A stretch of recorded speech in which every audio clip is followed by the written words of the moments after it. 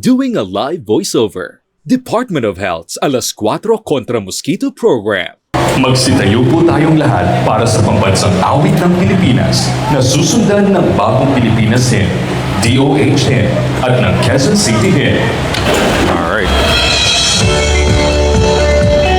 Magandang hapon, Batasan Hills! Kami ay nagpapasalamat sa inyong pagsama sa amin ngayong araw para sa paglulunsad ng Alas 4 Kontra Mosquito, isang misyon tungo sa kaligtasan ng ating buong barangay patungo sa dengue-free Batasan Hills.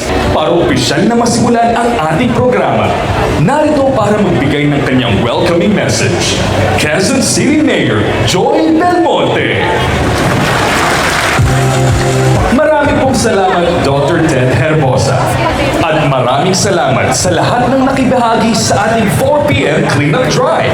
Gawin natin ito tuwing alas 4 ng hapon araw-araw upang mas mapanatiling ligtas ang ating barangay.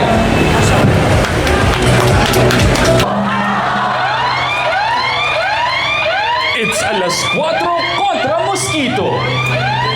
Our mission